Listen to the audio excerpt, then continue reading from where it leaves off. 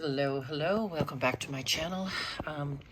For those of you who watched my somewhat scathing review on these Jet Tech Color Petal Premium Pigment ink pads off of Amazon, I was very unhappy with the company. I still am because they have yet to respond to me. I can't return these. They came in a set of 12. I can't return them because I threw away the packaging, and it's just so much of a hassle to return. I'm in this chair, and it just I'm not paying $8 for UPS to come and pick these up. So, anyway, an expensive set, an expensive lesson. But if you recall, these are how the swatches turned out. They were so dry. Most of them were. That's just my ugly attempt at how I was going to plan the swatches. This, if you recall, took about 4 different applications of the same ink. Yeah, that was, just look at these, unacceptable. You can see that I tried a couple of times to re-ink those. So yeah, I did some research on what I could possibly do to refresh these. And I came up with what I think is a pretty good solution. Knowing how pigment inks are made, because I have made my own inks using some watercolor, some gouache, acrylic, all this stuff, and some oxide, zinc oxide. And so these turned out really good. But I wanted something professional in one set where I could just, have it in my drawer, grab and go, and be like the rest of the crafters in the world that suffer from full set syndrome.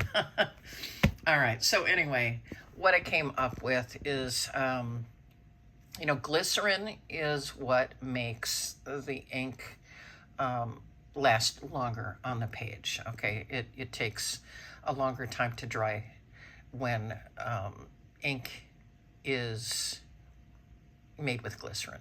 And that's what pigment ink is. It is made with glycerin, not a dye ink.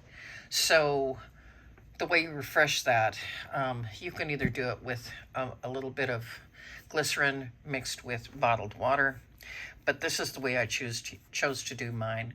I have one of these continuous spray bottles, which I absolutely love. I think I got it at Goodwill for $2.99. Best investment ever. Or maybe it was just $1.99. They had it on an end cap. So I put some bottled water in it, and for me, don't use tap water because of, you can get bacteria and ruin your inks. But for me, I like using clove oil. So I put a couple of drops of clove oil in there, and the continuous spray. I don't know if you can. Nope, can't see it. But anyway, why would you see a mist? I think I need more coffee here.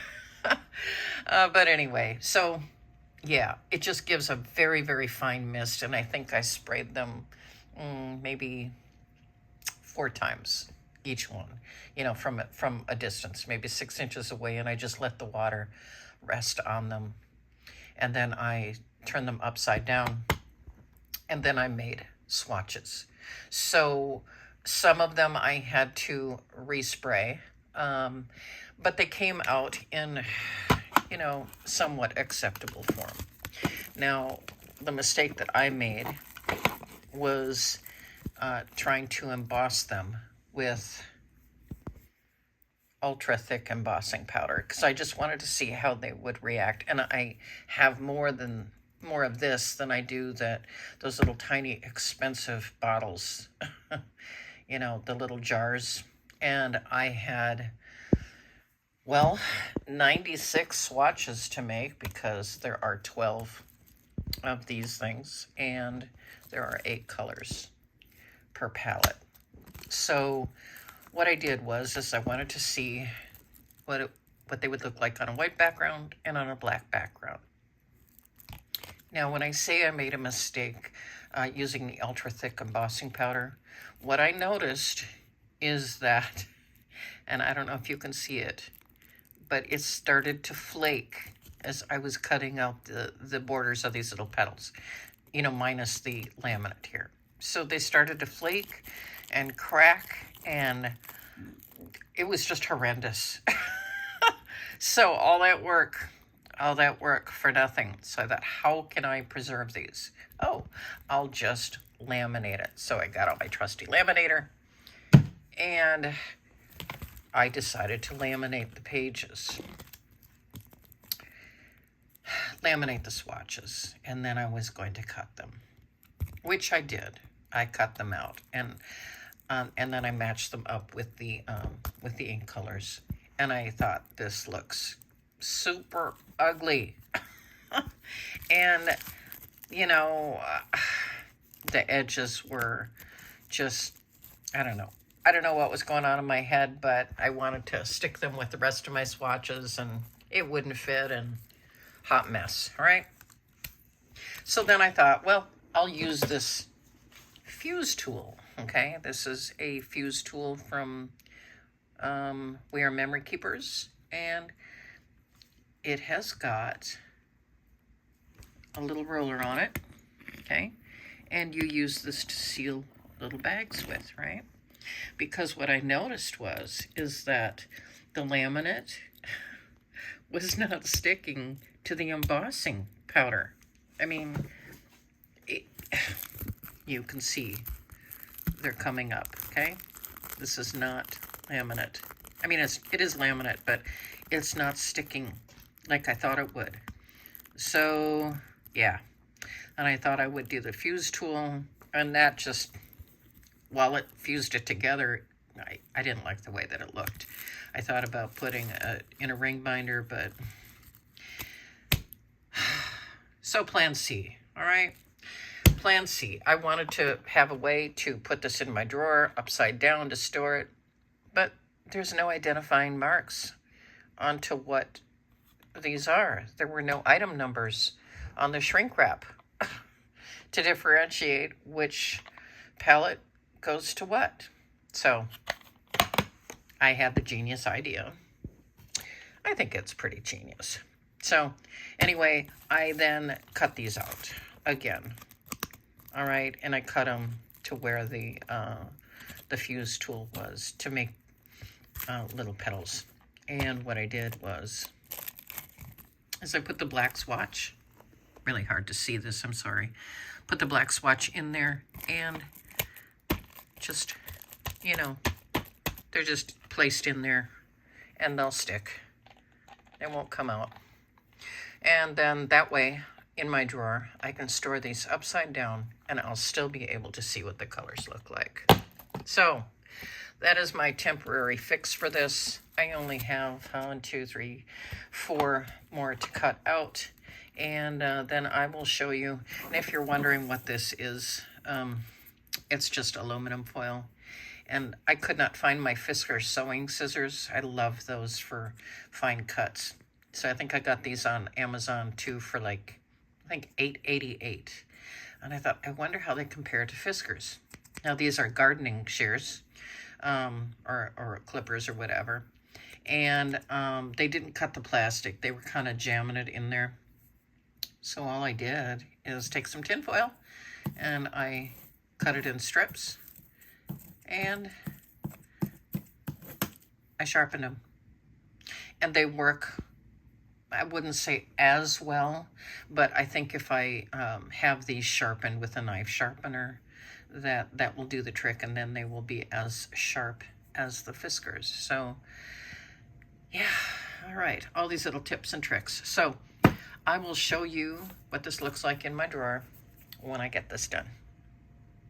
And here is what the finished drawer, my collection of pigment inks and micas, and I haven't made these yet, but I think this will be another tutorial. This is going to be gilding wax, DIY gilding wax. So that spot is reserved for that. I wanted to show you real quick about the flaking. These inks, and it has nothing to do with my refreshing.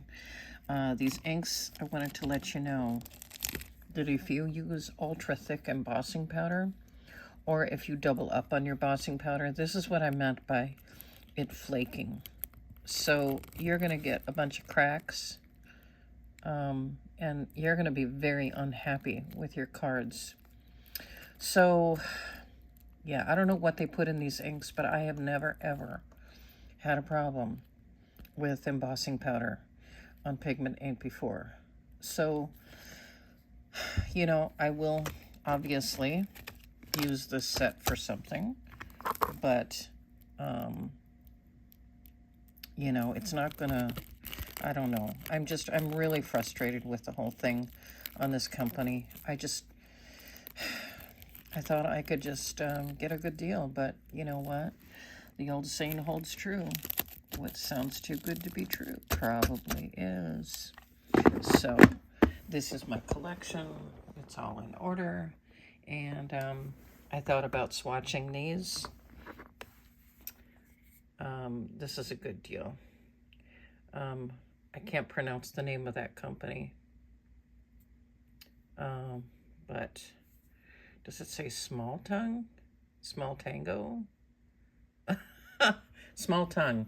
Well, I can pronounce that, but that's not that's not the company name. Huh? Weird. Okay, I have a review somewhere, but anyway, I'm going to take these pigment inks and I'm going to be making some mica powders with it, and excuse me, some wax, gilding wax with it, and stay tuned for that. So anyway, I hope you enjoyed this tutorial. I hope it gave you some ideas on how you can swatch and organize your ink pads, and you know, just the tips and tricks and the trials and errors so that you don't have to waste your supplies, because they're, you know, like using the right embossing powder, using the right pigment ink. Those things are important when you're crafting, because craft supplies are really, really expensive, or they can be. So, yeah, I would just highly recommend that you look at every review and, you know, just try to modify what you have according to your budget. Inks and ink pads are something that I didn't have a full collection of, and I did not have a collection of mica powders. And so now I do, and that'll last me probably the rest of my lifetime, but I'm looking forward to making some really pretty stuff with it. So, all right, you guys have a wonderful evening, morning, whenever you're watching this, and I hope it was helpful to you. Don't forget to like and subscribe. All right, talk to you later. Bye-bye.